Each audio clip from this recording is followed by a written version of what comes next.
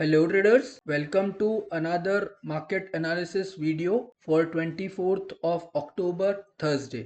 सबसे पहले हम देख लेते हैं कि आज मार्केट ने कैसा परफॉर्म किया, क्या हमने जो कल एनालाइज किया था उस तरीके से मार्केट वर्क किया है या नहीं। फर्स्ट ऑफ ऑल कुछ स्टॉक्स के अंदर रिकवरी है, कुछ स्टॉक्स ने अपनी रिकवरीज को सेकंड हाफ मार्केट में इरेज कर दिया। तो सारे के सारे सेक्टर्स में यही देखने को हमें मिला कि मॉर्निंग में एक स्ट्रॉन्ग अपसाइड में पुल बैक हमें देखने को मिला। उसके बाद में चैनल के 50% जोन से ही मार्केट ने अपना रिवर्सल स्टार्ट कर दिया। Means the original down trend जो कंटिन्यूएशन है वो स्टार्ट कर दिया। यहाँ से हम एंटिसिपेट कर रहे थे कि ये यहाँ से रिवर्सल तो लेगा, लेकिन यहाँ से थोड़ा एक अपसाइड में मूव थोड़ा ज़्यादा मिलेगा हमको। बाकी निफ्टी के अंदर फर्स्ट 2-3 कैंडल्स के अंदर तो बहुत ज़्यादा वॉलेटिलिटी रही। उसके बाद में कैंडल की साइजेस छोटी होती गई और कैंडल्स ने जो है अपना अप मूव को स्टॉप करके मार्केट क्लोजिंग से कुछ टाइम पहले ही फॉल वापस से स्टार्ट कर दिया। एक चीज तो हमने डिस्क्राइब करी थी कल कि मार्केट के अंदर और ज्यादा फॉल नहीं होने वाला है, एक पुल बैक हमें देखने को मिलेगा, डबल बार रिवर्सल जैसा फॉर्मेट उसके अंदर दिखेगा और वहां से फिर थोड़ा सा रेंज बाउंड टाइप भी रह सकता है। ऑलराइट, तो वही चीज निफ्टी के अंदर अब कल के लिए क्या हो सकता है ना, कल के लिए आपको यहाँ से एक ब्रेकडाउन अगर मार्केट देता है इस लेवल पे 24,380 का लेवल जो हमने कल डिसाइड किया था, तो उसका ब्रेकडाउन भी फेल हो जाएगा। क्यों? क्योंकि अब जैसे जैसे टाइम निकल गया है वैसे ये चैनल का जो सपोर्ट है वो थोड़ा सा और नीचे हो चुका है। तो अब हमें इस लेवल को वैलिड मानना चाहिए या नहीं मानना चाहिए, बिकॉज यू सी यहाँ से एक शार्प कैंडल आ सकती है और फिर उस चैनल का सपोर्ट लेकर के फिर से अप मूव कर सकती है। यहाँ पे शॉर्ट सेल करने के लिए हमें बहुत ध्यान रखना होगा कि आपको ब्रेकडाउन चाहिए इस चैनल के नीचे बहुत स्ट्रांगली, तो ही डाउनफॉल और ज़्यादा कंटिन्यू हो पाएगा। अदरवाइज यहाँ पे क्या होगा, जिसने इस लो को आज आज की जो कैंडल है उसके लो और हाई को ट्रिगर पॉइंट बना रखा है, वो सभी इसके नीचे शॉर्ट सेल तो करेंगे, लेकिन उनके टारगेट हिट होने से पहले ही मार्केट के रिवर्स होने के चांसेस, इस सिचुएशन में ट्रैप होने के चांसेस बहुत ज़्यादा लगते हैं। ठीक है, तो हमें इस चीज़ का ध्यान में रखना है। जैसे कि हमने 2 दिन पहले जो वीडियो बनाई थी उसमें भी यही चीज़ कही गई थी कि रेंज बाउंड सिचुएशन अभी कुछ दिनों तक और रह सकती है और क्लियर मूव्स आपको मार्केट के अंदर इतने स्ट्रांग नहीं देखने को मिलेंगे। यहाँ पर भी रिकवरी हुई लेकिन वो बहुत स्लो हुई। जब डाउनफॉल भी हुआ तो 2 कैंडल के अंदर डाउनफॉल अच्छा हो गया। लास्ट की जो 2 कैंडल्स है उनके अंदर बिल्कुल नल एंड वॉइड, बिल्कुल बोरिंग मूवमेंट हमें देखने को मिला।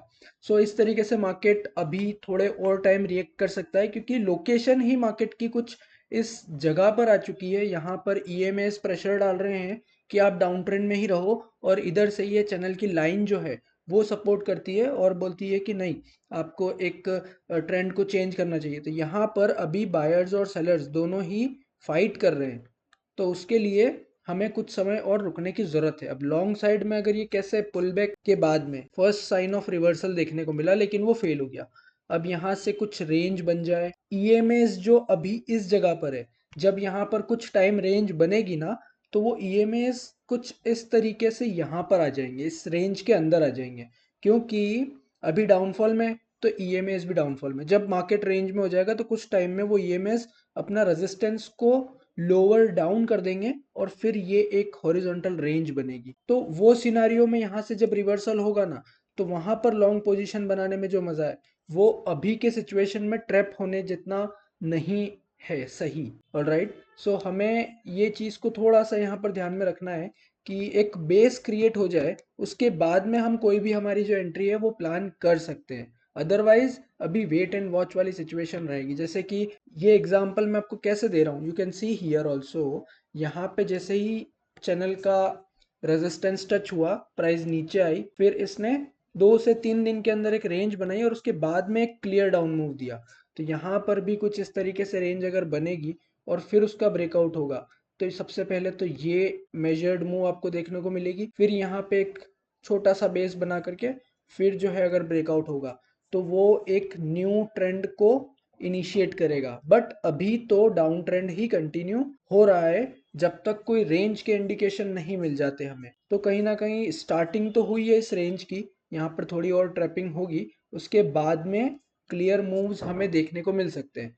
और अगर इस चैनल को यहाँ से ब्रेक कर दिया, जो लेवल बन सकता है अराउंड 24,300, एक सेफ साइड रहेगा फर्दर डाउनफॉल के लिए। तो इसके नीचे अगर मार्केट जाता है तो डाउनफॉल हो सकता है। अब देख लेते हैं बैंक निफ्टी के अंदर। बैंक निफ्टी के अंदर हम सोच रहे थे कि चैनल का जो सपोर्ट होगा, यहाँ से प्राइस इस तरीके से पुल बैक स्टार्ट तो करेगी, जो निफ्टी ने किया। लेकिन बैंक निफ्टी ने मॉर्निंग में ही कुछ वॉलेटिलिटी के साथ में अपने डे की शुरुआत करी और उसके बाद में पूरा दिन भर बिल्कुल रेंज बाउंड रहा है। सो यहाँ पर एक नल मोमेंटम इसको कह सकते हैं। कल भी अगर गैप अप ओपनिंग हुई तो यहाँ से ये बुल लेग स्टार्ट हो जाएगा। और लोअर लेवल्स के लिए 51,000 के नीचे अगर ब्रेक डाउन करता है और वहाँ पर कुछ टाइम सस्टेन करता है, लेट्स से 15 मिनट और अराउंड, तो वहाँ से फिर ये नेक्स्ट डिमांड जोन जो है बैंक निफ्टी का, यहाँ तक प्राइस फॉल डाउन हो सकती है। देन हमने कल कुछ स्टॉक्स को भी डिस्कस किया था,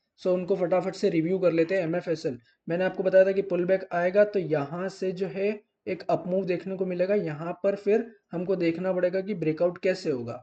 तो आज इसके अंदर ओपनिंग ही गैप अप हुई और पूरे मार्केट में अलग ही जलवा रहा है MFSL का। इतना अच्छा स्ट्रॉन्ग मूव, बेस्ट डे आज इसको बहुत टाइम बाद देखने को मिला है, इतने अच्छे मूव के साथ में स्ट्रांगली। सो बेसिकली जिसने गैप अप के ऊपर एंट्री ली होगी उनका अच्छा पैसा बन सकता था इसके अंदर। अदरवाइज मैंने यहाँ से एंट्री मेरी मिस हुई है, so I haven't took any position in this one. और सेल को हमने डिस्कस किया था कि ब्रेकडाउन हुआ है, उसके बाद में उसके रिटेस्ट के बाद में कंटिन्यूएशन आ सकता है।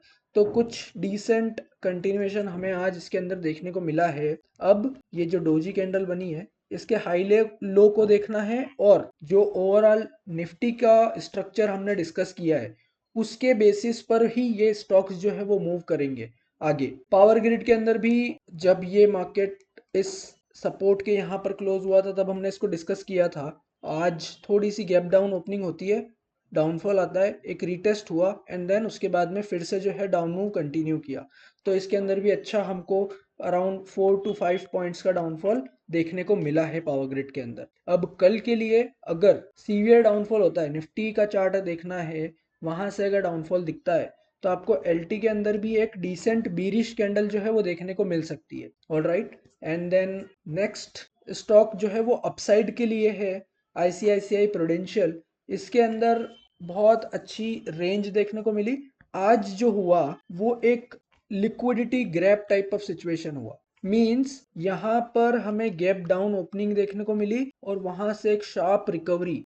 इतनी अच्छी रिकवरी तो निफ्टी ने भी नहीं दी, तो इसका मोमेंटम जो है वो बुलिश है। बिकॉज इसके EMAs यहाँ कहीं नहीं है, इसके EMAs इस तरीके से रेंज बाउंड है, तो अभी वो फ्लैट है। यहाँ पर अब प्राइस जो है वो बहुत जल्दी जल्दी से, ये एक डे था जब रेजिस्टेंस टच हुआ, फिर सेकंड डे ये हुआ, थर्ड टाइम जब टच हुआ, अब 4 टाइम बायर्स ने फिर से रेजिस्टेंस को टेस्ट कर दिया है। तो इसकी जो साइकिल ऑफ डेज है, साइकिल ऑफ टाइम है, वो कम हुआ है। तो कहीं ना कहीं यहाँ पर थोड़ा सा इस तरीके से जिगजैग देख करके और फिर अगर 762 के अबाउ ब्रेकआउट होगा तो इसके अंदर भी एक अच्छा हमें अपसाइड का मोमेंटम देखने को मिल सकता है ICICI prudential on 30 minute chart. अब हम डिस्कस कर लेते हैं निफ्टी स्मॉल कैप ने कैसा परफॉर्मेंस दिया है। हमने कल एक डिमांड जोन को आइडेंटिफाई किया था और स्मॉल कैप में ये डिस्कस किया था कि स्मॉल कैप में थोड़ा सा और अभी डाउन मूव बाकी है, तो वहां को टच करेगा और फिर वहां से अच्छा रिवर्सल देखने को मिलेगा। तो आज सेम सिचुएशन हुआ, स्टार्टिंग में थोड़ा सा डाउनफॉल देखने को मिला एंड शार्प रिकवरी, जो हम कह सकते हैं अराउंड 1.25% की रिकवरी हमें आज स्मॉल कैप के अंदर देखने को मिली है। ऑफ कोर्स हाई जो था वो अराउंड 1.60% के अराउंड था, लेकिन क्लोजिंग के टाइम पे निफ्टी के साथ साथ में इसके अंदर भी थोड़ा सा डाउनफॉल हमें देखने को मिला है। तो एक ये डिसेंट पुलबैक है। अब इस कैंडल के बाद में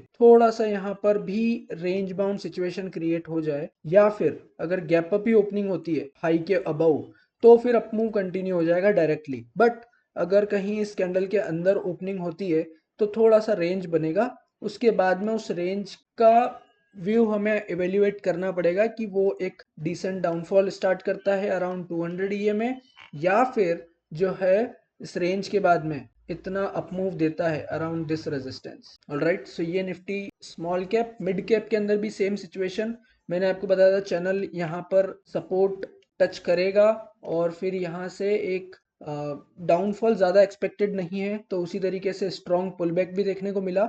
लेकिन at the end of the day selling pressure की वजह से अभी इसमें डोजी कैंडल फॉर्म हो चुकी है। ओके, अब डोजी के ऊपर गैप अप ओपन होता है तो अच्छा मूव आपको अपसाइड में देखने को मिल जाएगा। और डाउनफॉल के लिए तो 55,420 का जो लेवल है वो अभी स्ट्रांग रहने वाला है, और जो सपोर्ट रहेगा वो अराउंड 54,000 का जोन रहेगा इसके अंदर, निफ्टी मिड कैप के अंदर। So one bonus point for you, आप टोरेंट फार्मा के चार्ट को देख सकते हैं और उसके अंदर आप देखिए कि किस तरीके से कोई अपॉर्चुनिटी बनते हुए दिखती है या नहीं दिखती है। आपको कोई भी डाउट हो तो आप मुझे कमेंट कर सकते हैं या फिर टेलीग्राम पर डायरेक्ट मैसेज करके भी पूछ सकते हैं। सो मेक श्योर आप टोरेंट फार्मा के ऊपर आपकी एनालिसिस कीजिए and do share your charts with me. Thanks a lot, see you in the next video.